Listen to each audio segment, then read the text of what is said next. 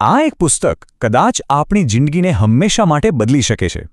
જરા વિચારો, આજની આ દોડધામ ભરેલી દુનિયામાં આપણું જીવન કેટલું અસ્તવ્યસ્ત થઈ ગયું છે, ખરું ને?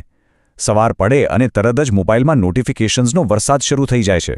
ઓફિસનું કામ, સોશિયલ મીડિયાનું પ્રેશર, સતત વધતો સ્ટ્રેસ અને એવો અહેસાસ કે જાણે આપણા પોતાના જ સમય પર કોઈ કાબૂ રહ્યો નથી. ચારે બાજુ બસ એક અદૃશ્ય ઘૂંઘાટ છે. તો ચાલો આજના આ ખાસ વિશ્લેષણમાં આપણે આ આધુનિક સમસ્યાના મૂળ સુધી જઈએ અને તેનું એક કાયમી, સચોટ સમાધાન શોધી કાઢીએ. શું ક્યારે એવો વિચાર આવ્યો છે કે આ અનંત ડિજિટલ વિક્ષેપો આપણા સૌથી ઊંડા સપનાઓ અને લક્ષ્યોને ધીમે ધીમે છીનવી રહ્યા છે? સાચું કહું તો આપણું ધ્યાન ભટકાવવાની આ આદત અને બીજા લોકો શું વિચારશે એના પરની આપણી ભાવનાત્મક નિર્ભરતા આપણી અંદરની સાચી ક્ષમતાને ખતમ કરી રહી છે. આ એક એવો સાયલેન્ટ ખતરો છે જેને આપણે રોજ નજરઅંદાજ કરીએ છીએ, પણ જો આમ જ ચાલતું રહ્યું ને તો ભવિષ્યમાં આપણે ઘણું મોટું નુકસાન વેઠવું પડી શકે છે. જરા ડેરિયસ ફરોક્સની આ શાનદાર લાઇન પર ધ્યાન આપજો. જે મહત્વનું છે તેના પર ધ્યાન કેન્દ્રિત કરવા માટે આપણે બધું જ છોડવું પડશે જે મહત્વનું નથી. તેમની આ જબરજસ્ત book focus on vote matters આપણી આજની આધુનિક અને ડિજિટલ સમસ્યાઓનો ઉકેલ લાવવા માટે પૂરા 2000 વર્ષ જૂની ફિલોસોફીનો ઉપયોગ કરે છે. આ કોઈ સાધારણ સલાહ નથી, પણ જીવનને એકદમ ક્લિયર અને ફોકસ બનાવવાની એક અદ્ભુત કળા છે. તો આજના આ વિશ્લેષણનો આપણો રોડમેપ કંઈક આવો રહેશે. 1. A life changing book. 2. Control and focus. 3. The STIB framework. 4. True wealth and peace. 5. Implementation in life. અને 6. Final message. આ સફર આપણને સંપૂર્ણ શાંતિ અને સાચી સફળતા તરફ લઈ જશે. વિભાગ 1. A life changing book. આધુનિક સમયના ઘોંઘાટ માટે પ્રાચીન જ્ઞાન. વિભાગ 2. Control and focus dichotomy of control. અહીંથી સ્ટોઇક ફિલોસોફીનો પાયો શરૂ થાય છે. સેનેકા જેવા મહાન વિચારકો આની જ પ્રેક્ટિસ કરતા હતા. અને ના, આ કોઈ જૂની પુરાણી કે કંટાળાજનક થિયરી નથી, પણ આજના આધુનિક સમય માટે એક પ્રેક્ટિકલ મેન્ટલ સુપર પાવર છે. આને કહેવાય છે ડાયકોટોમી ઓફ કંટ્રોલ, એટલે કે દુનિયાને બે એકદમ સ્પષ્ટ ભાગમાં વહેંચી દેવાની કળા. આપણે આપણા પ્રયત્નો પૂરેપૂરા એ જ વસ્તુઓ પર લગાવવાના છે જે આપણા કાબૂમાં છે, અને જે આપણા કાબૂમાં નથી તેને દિમાગમાંથી સાવ જતું કરવાનું છે.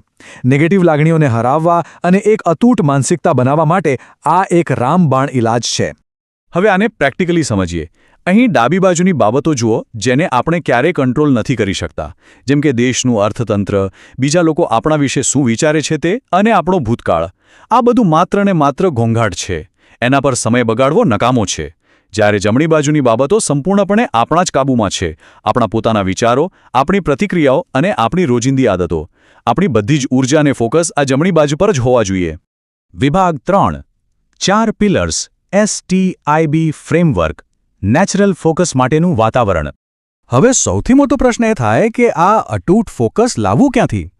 ડેરિયસ આપણને બહુ જ સોલિડ STIB ફ્રેમવર્ક આપે છે. આ કોઈ સસ્તી પ્રોડક્ટિવિટી હેક નથી, પણ ડીપ ફોકસ જાતે જ આવે તેવું આખું વાતાવરણ ઊભું કરવાની રીત છે. આ ફ્રેમવર્કના 4 પિલર્સ છે: સ્પેસ, ટાઈમ, ઇનપુટ અને બોડી. આ 4 એવી સ્વિચ છે જેને જો આપણે યોગ્ય રીતે ઓન કરી દઈએ તો આપણું કોન્સન્ટ્રેશન કોઈ પણ સંજોગોમાં તૂટશે જ નહીં. ચાલો પહેલી સ્વિચ જોઈએ, જે છે સ્પેસ, એટલે કે આપણી આસપાસની જગ્યા. આપણે જ્યાં બેસીને કામ કરતા હોઈએ તે જગ્યા એકદમ શાંત અને કચરા વગરની હોવી જોઈએ. જ્યારે પણ કોઈ અગત્યનું કામ કરતા હોઈએ ત્યારે આ મોબાઈલ ફોનને બીજા રૂમમાં કે ડ્રોઅરમાં મૂકી દેવો બહુ જ જરૂરી છે. જ્યાં સુધી ફોન આંખ સામે હશે આપણું મગજ ડીપ ફોકસ કરી જ નહીં શકે. એક ચોખ્ખી અને વ્યવસ્થિત જગ્યા આપણને કામ કરવા માટે આપોઆપ ખેંચે છે. બીજી સ્વિચ છે ટાઈમ. રોજના 24 કલાકમાંથી 60થી 90 મિનિટનો એક એવો સમય નક્કી કરી લો જેને કોઈ પણ ખલેલ ન પહોંચાડી શકે. આ સમય દરમિયાન કોઈ જ મીટિંગ નહીં, કોઈ જ ઈમેલ કે મેસેજ નહીં. આ બ્લોક એક પાવરફુલ લેન્સની જેમ કામ કરે છે જે આપણા મગજના તમામ કિરણોને માત્ર એક જ ટાસ્ક પર ફોકસ કરે છે. અને માનો કે ના માનો, આ 90 મિનિટ આખા દિવસનું સૌથી અદ્ભુત રિઝલ્ટ આપી શકે છે. ત્રીજી અને કદાચ સૌથી અગત્યની સ્વિચ છે ઇનપુટ. આપણે આપણા મગજને કયો ખોરાક આપીએ છીએ એ બહુ મહત્વનું છે. સોશિયલ મીડિયા પર ચાલતો કચરો અને સવારમાં આવતા નેગેટિવ ન્યૂઝથી દિમાગને બચાવવું પડશે. જેવું ઇનપુટ અંદર જશે તેવું જ આઉટપુટ બહાર આવશે. એટલે જ આપણા દિમાગમાં ઉચ્ચ ગુણવત્તાવાળી માહિતી જ જવી જોઈએ, ડિજિટલ જંક ફૂડ નહીં. અને છેલ્લી ચોથી સ્વિચ છે આપણું બોડી. પૂરતી અને નિયમિત ઊંઘ, સવારનો કુદરતી સૂર્યપ્રકાશ અને રોજની થોડી કસરત, આ જ વસ્તુઓ નક્કી કરે છે કે આપણે કેટલું ધ્યાન આપી શકીશું. આપણે ઘણીવાર ઊંઘ સાથે બાંધછોડ કરીએ છીએ, પણ આપણા શરીરને આરામ આપવો એ સમયનો બગાડ બિલકુલ નથી. આ તો એક જાતનું ફ્યુઅલ છે, બળતણ છે, જે આપણા મગજને દિવસભર ફોકસ જાળવી રાખવાની તાકાત આપે છે. વિભાગ 4. True wealth and peace. અમીરીની સાચી વ્યાખ્યા. આ ફિલસોફી ખરેખર અમીરીની વ્યાખ્યા જ ધરમૂળથી બદલી નાખે છે. પરંપરાગત રીતે આપણે કોને અમીર માનીએ છીએ? બેંક બેલેન્સ, મોંઘી ગાડીઓ, સોસાયટીમાં મોટું સ્ટેટસ અને ક્યારેય ન સંતોષાતી ઈચ્છાઓ. પણ આ બધું આપણને અંદરથી થકવી દે છે, જ્યારે સાચી સ્ટોઇક સંપત્તિ કંઈક અલગ જ છે. આપણો પોતાનો સમય, આપણી સ્વતંત્રતા, મનની શાંતિ અને આંતરિક સંતુલન. ભૌતિક વસ્તુઓની પાછળની અંધાધૂંધ દોડ એક જાતની ગુલામી છે, જ્યારે પોતાના સમય અને વિચારો પરનો કાબૂ એ જ સાચી આઝાદી છે. વિચારો, છેલ્લા 2000 વર્ષોથી માણસના દૃષ્ટિકોણમાં આવેલા આ એક નાના પણ ઊંડા બદલાવે લાખો લોકોને અદ્ભુત શાંતિ, મુશ્કેલીઓ સામે લડવાની તાકાત અને સાચી ખુશી આપી છે. આ કોઈ આજકાલનો વાયરલ થયેલો ટ્રેન્ડ નથી જે 2 દિવસમાં ગાયબ થઈ જશે. આ સદીઓથી ટેસ્ટ થયેલો અને હંમેશા સફળ નીવડેલો એક પાવરફુલ રસ્તો છે. વિભાગ 5. Implementation in life. કાયમી બદલાવ માટે દૈનિક આદતો. માત્ર વાતો કરવાથી કે બુક વાંચી લેવાથી કંઈ નહીં થાય. આ જ્ઞાનને રોજના જીવનમાં ઉતારવું સૌથી મહત્વનું છે. આ 3 સિમ્પલ સ્ટેપ્સને જોઈએ. પહેલું, હંમેશા પ્રેઝન્ટ મોમેન્ટમાં એટલે કે વર્તમાનમાં જીવવાની પ્રેક્ટિસ કરો. ભૂતકાળના પછતાવા કે ભવિષ્યની ચિંતા છોડી દો. બીજું, જીવન જેવું છે તેને બિલકુલ તેવું જ સ્વીકારો. વસ્તુઓ આપણી મરજી મુજબ જ થવી જોઈએ એવી જીદ કાઢી નાખો. અને ત્રીજું, શારીરિક આરામને સખત મહેનત પછીના એક સુંદર ઇનામ તરીકે સ્વીકારો. આ નાની નાની આદતો બહુ જ મોટો અને કાયમી બદલાવ લાવી શકે છે. અહીં એક બહુ જ મોટી ગેરસમજ દૂર કરવાની છે. લોકોને લાગે છે કે જે શાંત હોય તે મહત્વાકાંક્ષી નથી હોતા. આ એકદમ ખોટું છે. આપણે અત્યંત સફળ અને મોટા સપના જોવાવાળા હોઈ શકીએ છીએ. ફરક માત્ર એટલો જ છે કે આપણે અંતિમ પરિણામ સાથે ભાવનાત્મક રીતે જોડાતા નથી. આપણે મહેનત પૂરી કરવાની છે, પણ એવી ક્ષમતા કેળવવાની છે કે કોઈ પણ મોટી નિષ્ફળતા આવે તો પણ તે આપણી માનસિક શાંતિને જરા પણ હલાવી ન શકે.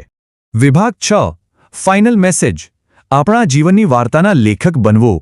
આપણે આપણા જીવનની વાર્તાના ખુદ લેખક છીએ. આપણે કેમ બીજા કોઈને આપણી વાર્તા લખવા દઈએ? સેનેકાની આ લાઈન સીધી દિલ પર વાગે એવી છે કે આશા રાખવાનું બંધ કરો અને તમે ડરવાનું પણ આપોઆપ બંધ કરી દેશો. અહીં નિરાશાવાદી થવાની વાત બિલકુલ નથી. આનો સીધો અર્થ એ છે કે ભવિષ્યમાં શું થશે એની ખોટી અપેક્ષાઓ અને ચિંતાઓ છોડી દો. જ્યારે આપણે ભવિષ્યના ડરને છોડી દઈએ છીએ ને, ત્યારે જ આપણે આજના દિવસને પૂરેપૂરો ખુલ્લીને અને નીડર થઈને જીવી શકીએ છીએ. જો આખા વિશ્લેષણમાંથી આપણે માત્ર એક જ વાત મગજમાં ઉતારવી હોય તો તે આ છે: આ દુનિયાની કોઈ પણ સિદ્ધિ, કોઈ પણ વસ્તુ કે કોઈ પણ વ્યક્તિ એટલી કિંમતી નથી કે જેના માટે આપણે આપણી માનસિક શાંતિનો ભોગ આપી દઈએ. આપણું સાચું મૂલ્ય અને આપણી ખુશી સંપૂર્ણપણે એ જ બાબતો પર નિર્ભર છે જે દુનિયાની કોઈ તાકાત આપણા પાસેથી ક્યારેય છીનવી શકતી નથી. તો હવે અંતે એક સીધો અને કડક પ્રશ્ન આપણી જાતને પૂછવાનો છે: શું આપણે આ દુનિયાના અસ્તવ્યસ્ત ઘોંઘાટને અને ડિજિટલ વિક્ષેપોને આપણા જીવન પર કાબૂ કરવા દઈશું, કે પછી આજથી, બિલકુલ અત્યારથી જ આપણે માત્ર એ જ વસ્તુઓ પર ફોકસ કરવાનું પસંદ કરીશું જે ખરેખર આપણા માટે સૌથી વધુ મહત્વની છે? પસંદગી સંપૂર્ણપણે આપણી છે. જો આ વિશ્લેષણે આપણા વિચારોમાં થોડો પણ બદલાવ લાવ્યો હોય તો ચોક્કસથી લાઇક અને સબસ્ક્રાઇબ કરજો અને કોમેન્ટમાં જણાવજો કે આપણે આજથી કઈ એક નકામી વસ્તુને હંમેશા માટે છોડવાના છીએ. મળીએ છીએ આવતા આવા જ એક શાનદાર વિશ્લેષણમાં.